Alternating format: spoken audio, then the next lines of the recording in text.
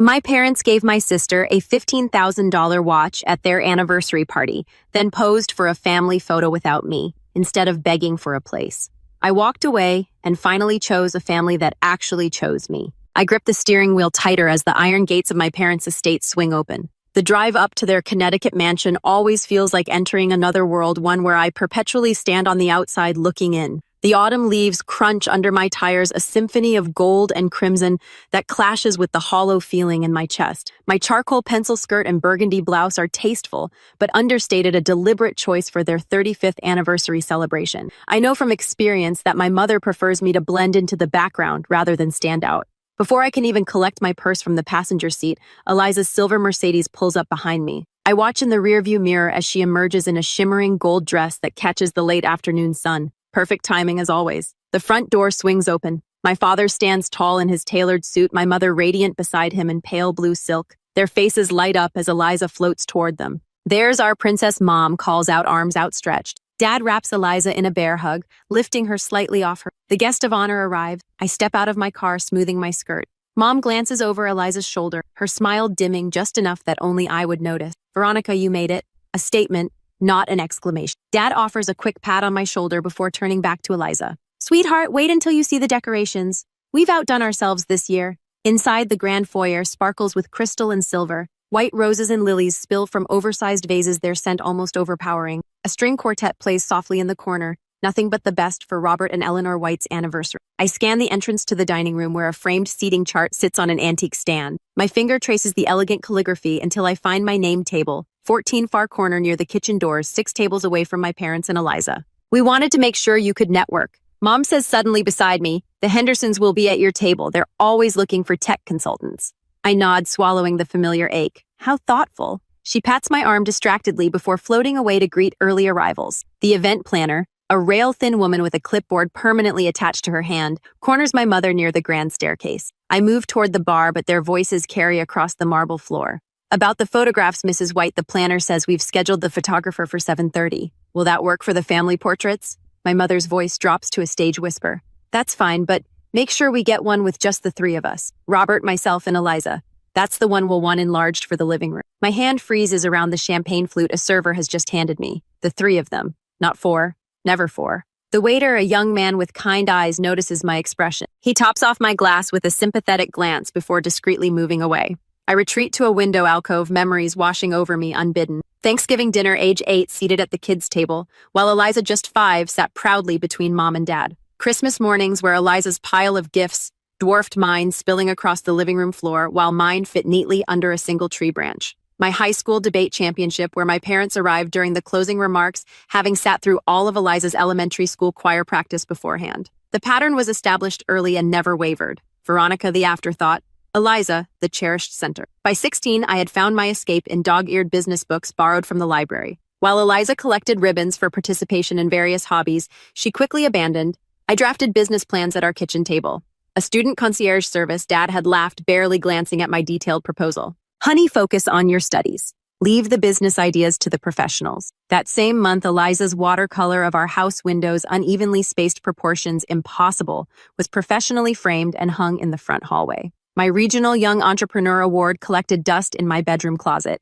The doorbell chimes again. Guests pour in, gravitating naturally toward Eliza's tinkling laugh in the center of the room. I drift toward the edges, helping Aunt Susan find her seat, showing Uncle William where the restrooms are located. "Veronica," my father calls, not quite looking at me as he passes. "Make sure the caterers don't forget the special champagne for the toast. The Veuve, not the Moet." I straighten my spine and nod. Of course. Not a guest to be celebrated. Not a daughter to be cherished. Just another set of hands to ensure the celebration runs smoothly. A celebration where I'm simply another face in the crowd watching the real family from afar. 15 minutes later, after guests assembled, the clink of silverware against crystal quiets as my father rises from his seat at the head of the table. His silver hair catches the chandelier light, and his custom tuxedo hugs his still athletic frame. He raises his glass, and the room holds its collective breath. 35 years. He begins, his voice carrying to every corner of the dining room. 35 years of building a legacy, a home, and a family. His gaze sweeps the room before landing on Eliza, his eyes crinkling at the corner. And nothing represents that legacy better than our beautiful daughters, especially our Eliza,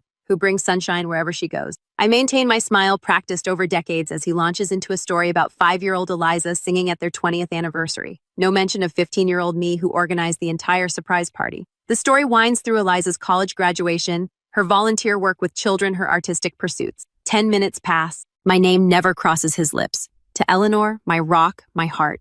Dad raises his glass higher, and to Eliza the greatest gift our marriage has produced. Mother rises, tears gleaming, and wraps Eliza in a lingering embrace, pearls against gold as their dresses press together. The guests applaud. I join them, my hands meeting in silent rhythm while I stand alone. Across the room, Cousin Thomas catches my eye. He offers a slight shake of his head, barely perceptible before looking away. Aunt Barbara suddenly becomes engrossed in her napkin. Uncle Philip examines his watch with unusual intensity. They know. They've always known. I exhale slowly, my lungs releasing air in carefully measured amounts. My face remains composed. CEO face, James calls it, the one that reveals nothing during negotiations when millions hang in the balance. Tonight it masks something far more valuable than money. And now Dad announces a special presentation. Mother produces a red leather box from beneath the table. The distinctive Cartier packaging gleams under the lights.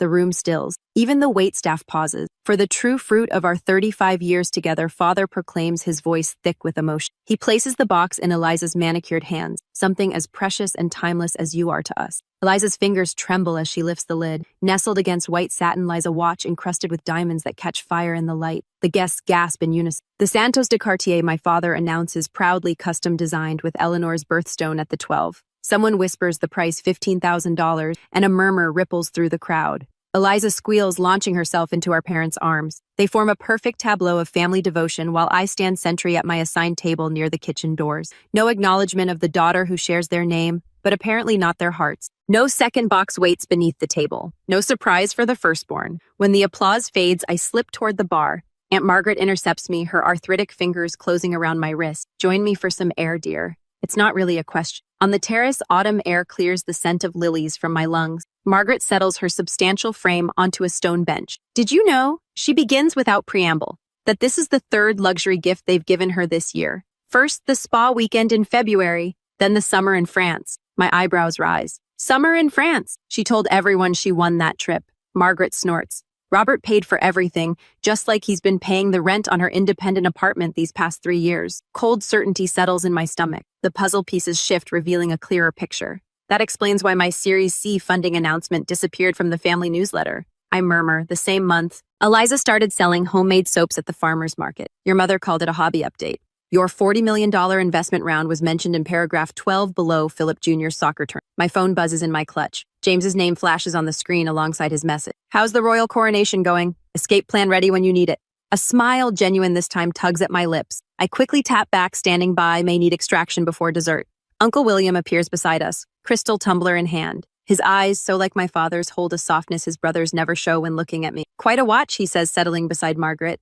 Almost as impressive as that tech prize you won last month. Shame they didn't mention it in the toast. Innovation Leadership Award, I correct gently. And it's fine. William leans closer, bourbon warming his words. You know your success makes them uncomfortable, dear. Always has. The waiter from earlier appears, champagne bottle at the ready. He tops off my glass with a subtle nod, moving on before anyone notices his special attention. A small kindness in a sea of orchestrated slights. Sarah, my childhood friend, catches my eye from across the terrace and makes her way over. She's aged well, her familiar face a welcome sight among the polished strangers my parents call friends. I saw the whole thing, she whispers, squeezing my hand. Want to sneak out the back like junior prom? Before I can answer, my phone rings, my assistant's special tone. Veronica White. I answer, business voice firmly in place. Miss White, I know you're at a family event, Alexis says, following our prearranged script, but there's an urgent situation with the Singapore client. I understand, give me 10 minutes. As I slip the phone back into my clutch, the event planner's voice rings out across the terrace. Family photos on the grand staircase. Everyone, please gather in the foyer. The guests flow inside. A river of silk and cologne. I follow, finding my assigned mark on the lowest step. Mother adjusts Eliza's hair. Dad straightens his tie, and the photographer positions us with practiced efficiency. I stand at the far edge, half my body already outside the frame. Flash click, done. Now Mother says, her voice carrying in the marbled space just the three of us for the special portrait. She doesn't look at me as she says it doesn't need to. The instruction hangs in the air, clear in its meaning. I stand frozen as they rearrange themselves. Mother, father, favored daughter in the center of the staircase. The real family, the complete family without me. The photographer adjusts his settings. The guests watch, no one speaks. I remain exactly where I am, neither retreating nor protesting as the final photos are taken. The image will hang in the room I know, a permanent record of where I stand in the white family hierarchy nowhere at all. I slip away from the party when Mom and Dad pull Eliza to the center of the room for a champagne toast. I immediately withdraw to the father's home office, log into my email, and call my assistant back to solve the work issue. After 15 minutes of checking every chart, every slide, every explanation, we send the new proposal to the clients, and I want to take a small rest. My footsteps echo through the hallway as I climb the familiar staircase to my childhood bedroom. Just a moment of peace, that's all I need. When I push open the door, the air catches in my throat.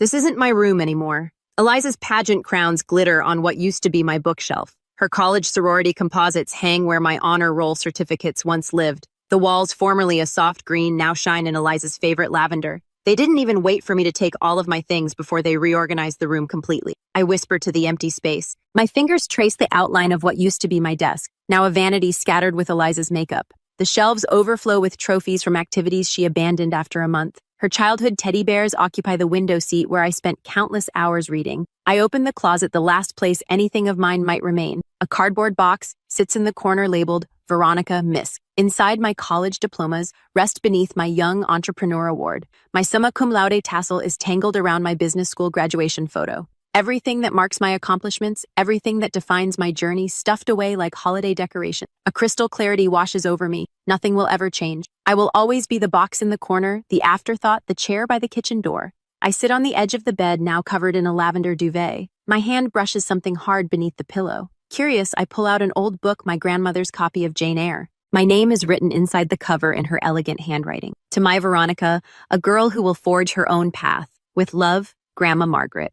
I remember how Grandma would pull me aside at family gatherings, her eyes twinkling as she slipped me books while Eliza opened mountains of gifts. Books build inner worlds, she would whisper, where nobody can tell you who to be. As I turn the pages, an envelope slips out, yellowed with age, but sealed with wax bearing my grandmother's initial. My name is written across the front. The laughter from the party drifts upstairs as I break the seal. The letter inside is dated 3 weeks before Grandma died nearly 5 years ago. My dearest Veronica, if you're reading this, you've finally sought refuge in the pages of Jane Eyre. I knew this day would come when the weight of invisibility became too much to bear. I recognized the pattern all too well. Your grandfather's family treated me just as yours treats you, as though I were a supporting character in someone else's story. But know this, my darling, you are the protagonist of your own life. I have made arrangements with Mr. Abernathy at the bank. There is an account in your name only containing both funds and my personal journals. The code to access it is the date we visited the Metropolitan Museum, just the two of us. This is not about money, though that will help. This is about legacy. You are my true heir in spirit, the one who carries my determination. The quiet ones observe, learn, and ultimately succeed where the celebrated ones falter. Remember, Veronica, sometimes family is who sees you, not who shares your name. With endless faith in you, Grandma Margaret. The tears come hot and fast, blurring the word. She knew. All those years she saw what was happening and prepared this lifeline. My grandmother, the only person in this house who ever truly saw me. I reach for my phone, needing to connect with people who value me. 3 messages await from my business partners. James, how's the family circus? Remember, our dinner reservation is still on standby if you need an escape route. Michelle, that acquisition meeting went perfectly. The board voted unanimously in your favor. You're a genius, V. Remind your family of that when they put you at the kids' table. David, we're all here when you need us. Your real family. My fingers hover over the screen before I type back. Grandma left me a letter and apparently an inheritance. I think it's time for me to stop waiting for a place at their table.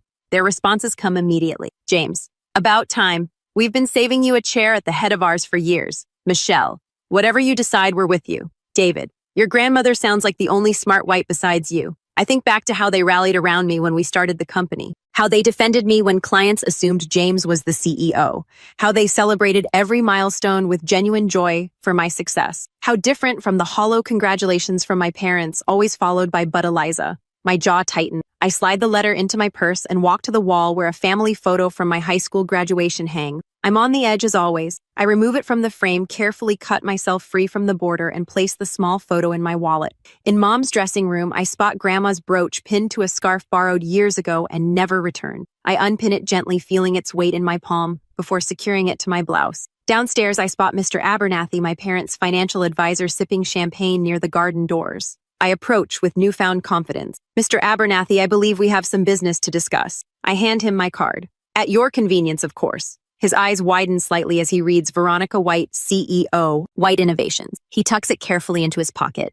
I've been following your company's growth. Impressive work. Your grandmother would be proud. Yes, I say softly. I believe she would. The party swirls around me as I walk through the crowd head higher than it's been all evening. No one notices as I hand my ticket to the valet. No one sees as my car pulls away from the house. In the rearview mirror, the lights of the party grow smaller. Tears stream down my face, but my breathing steadies. My phone buzzes with a text from Eliza. Where are you? They're about to cut the cake. I don't reply. Instead, I touch Grandma's brooch, feeling its contours beneath my fingers. The road ahead is clear and open. For the first time in 32 years, I'm not driving toward my parents' approval, but away from their dismissal. The empty chair I leave behind can stay empty. I have a different seat waiting for me at a different table with people who make room in their hearts. The crisp autumn air fills my lungs as I step out of my car at La Fontaine. The restaurant's warm golden glow spills onto the sidewalk, a beacon after the cold shadow of my parents' estate. My hands have finally stopped trembling on the steering wheel. 40 minutes of driving with tears blurring the road had been dangerous but necessary. Some distances can't be measured in miles. Through the windows, I spot them already gathered at our usual corner table. James, Caitlin, and Robert, my business partners, my chosen family. They haven't seen me yet, but they're waiting. Champagne already poured.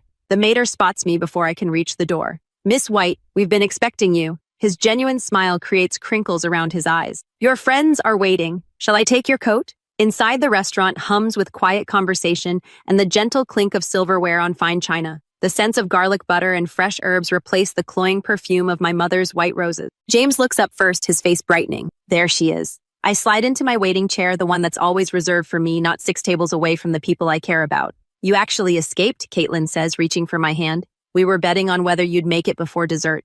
James lifts his champagne flute. To the woman who built something real, he says, while others were planning parties, you were planning the future. The words unlock something in my chest. My smile, the first authentic one of the evening, feels foreign on my face, like a muscle-long onion. My phone buzzes in my purse, then again, and again. Let me guess, Robert says, eyebrows raised. The search party has been deployed. I pull out my phone. 3 texts from Eliza, each more frantic than the last. Where did you go? Mom is furious. Are you seriously ditching the anniversary? The screen changes to an incoming call. My mother. I decline it, but her voicemail follows seconds later. Veronica, I can't believe you would cause a scene by leaving early. People are asking questions. Call me immediately. My father's message arrives next, his voice tight with controlled anger. You've missed Senator Harris and the Douglases. They were specifically asking about tech consultants. Call your mother.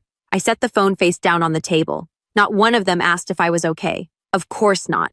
James says, refilling my glass. That would require seeing you as a person rather than an extension of themselves. Another message from my mother. Emergency meeting tomorrow at 2. You cannot escape this time. The restaurant door opens. A rush of cool air accompanies 2 figures I recognize immediately. Alicia from marketing and Devin from our development team. Did we miss it? Devin asks, breathless, waving his phone. The news just broke. My stomach tightened. Already it wasn't supposed to hit until morning. James shrugs. Someone leaked. These things happen. Every phone at our table lights up simultaneously. Then nearby tables too. The notification catches like wildfire across the restaurant. Breaking. White Innovations acquired by Stellar Tech for estimated $75 million. The calls begin almost immediately. Industry contacts, former clients, college professors who remember my early ambition, each one expressing genuine excitement for my success. The restaurant owner appears with a bottle of their finest reserve. On the house, he says, my daughter used your productivity software to finish law school. Congratulations on your success. 2 more colleagues arrive, then 3 more. Our corner of the restaurant transforms into an impromptu celebration. We have something for you, Caitlin says during a lull. She places a small, carefully wrapped package in my hands. Inside the tissue paper lies a framed photograph I've never seen before. My grandmother at my age, sitting at her desk in the small accounting practice she built during a time when women were expected to stay home. Her eyes hold the same determined glint I see in the mirror. Where did you find? I whisper, running my finger along the silver frame. Your Aunt Margaret. She thought you should have it tonight of all nights. Later, as I came back to my apartment, I opened my laptop. The email to my family formed slowly, deliberately. No mention of the acquisition, no details they can use to make my success about them. Just clear boundaries about my participation in future family events. I left early because I needed to be where I was welcome. I wish you both a happy anniversary, but I will no longer attend events where I'm treated as an afterthought rather than a daughter. Gota. My finger hovers over the send button. Not yet. Tonight belongs to those who see my worth without needing headlines to prove it. I close the laptop. For the first time in years, the weight of expectation lifts from my shoulders. Around me, faces shine with genuine affection. No hidden agendas, no conditional love. Tomorrow will bring complications. Tonight, I'm exactly where I belong. The next day for the meeting, I choose the Meridian for our meeting deliberately, a sleek restaurant on the 40th floor of Hartford's newest skyscraper. Floor-to-ceiling windows frame the Connecticut River like artwork, a power spot. My territory, not theirs. Melissa, my executive assistant, arrives with me precisely 5 minutes before 2. Remember, she whispers, arranging files on the table. I'll signal when 30 minutes have passed. I nod, smoothing the burgundy silk blouse I selected today. Armor not appeasing attire. My parents arrive 7 minutes late. Mother's pearl necklace gleams against her cashmere sweater. Father's custom suit probably costs more than most people's monthly mortgage. They hesitate at the sight of Melissa, clearly thrown by her presence. I wasn't aware this was a business meeting. Father says, glancing pointedly at Melissa's portfolio, just some documents I might need. My voice remains neutral. Melissa, thank you for bringing these. Before they can object further, the hostess leads Eliza toward our table. My stomach tightens. Of course they brought reinforcements. Traffic was awful, Eliza says, sliding into the chair beside Mother. Her eyes dart nervously between us. The golden child sent as emotional bait. Mother dabs at her eyes before we've even ordered water. Do you have any idea how embarrassing it was? People asked where you'd gone. Family members noticed your empty seat, Father adds, leaning forward. The Hendersons specifically asked about you. The Hendersons, always the business connection. Never concerned for me. I left after being excluded from the family photograph, I state simply. The one Mother specifically requested with. Just the three of us. Mother's hand flutters to her throat. You overheard that it was just one photo, Veronica. Don't be dramatic. One photo that perfectly captures 32 years of family dynamics. Melissa silently slides a folder toward me. I open it, removing childhood photographs I'd collected and arranged chronologically. Christmas 1998. I place the first photo on the table. Eliza, front and center. Me cropped halfway out of the frame. That was just a bad angle. Mother protests. I lay down another. My high school graduation. You both looking at Eliza while I hold my diploma. This is ridiculous, Father huffs. We attended, didn't we? The waiter approaches. Father orders expensive scotch. Mother requests sparkling water. Eliza mimics her choice. Just coffee, black. I tell the waiter, who nods and withdraws. Eliza leans forward, voice rehearsed. I felt attacked when you left, Veronica. Like you were punishing me for being loved. The calculated guilt trips don't work anymore. I simply wait. We told the family you had work stress. Mother finally admits that you've been under pressure. People understand burnout. How convenient. I sip water, letting the silence stretch uncomfortably. You've rewritten my absence into something that requires neither explanation nor accountability from you. Father's face darkened. You have obligations to this family. Your grandmother would be ashamed of your behavior. My laugh surprises even me. Grandmother left me a letter, and funds specifically designated for me alone. I remove the letter from my folder. She recognized the pattern when she was still alive. Mother pales. What letter? What funds? The ones you never told me about? The inheritance I discovered after her death. Father slams his hand on the table, making the glassware jump. You and your business, playing entrepreneur instead of joining a respectable firm. You think I don't see what this is about? Attention seeking, just like when you were little. Robert, Mother hisses, glancing around. People are starting to notice. Success has changed you, Mother says, leaning forward. You used to understand family comes first. Eliza's mascara smudges as tears form. You always needed to make everything about you. Even my moments have to become about your feeling. Their tactics might have wounded me once. Now I see them clearly for what they are: manipulation, not love. You're right about one thing, I say calmly. Success has changed me. It's shown me I deserve a seat at tables where I'm valued, not merely tolerated. I see. I place my business card in the center of the glass table. The embossed letters gleam. Veronica White, CEO, White Innovation. My company closed a $75 million acquisition last week. The news broke yesterday evening during your celebration dinner. Their stunned expressions would be comical if they weren't so sad. If you wish to have a relationship moving forward, it will be on new terms. Equal respect. No more exclusion. No more Veronica in the corner while Eliza takes center stage. Father recovers first. Now listen here. No, I interrupt, standing. You've had 32 years to speak. I've had my say today. I gather my things while they sit frozen. Melissa follows my lead. I'd like a relationship with all of you. I say, voice softening slightly, but I no longer need one. There's a difference. Mother's hand trembles around her water glass. Father's jaw clenches. Eliza looks utterly lost, perhaps seeing for the first time how the family system worked and how it's now breaking. Congratulations again on your anniversary, I say, straightening my shoulders. I truly wish you happiness. I walk away without looking back, each step lighter than the last. Their silence follows me to the elevator,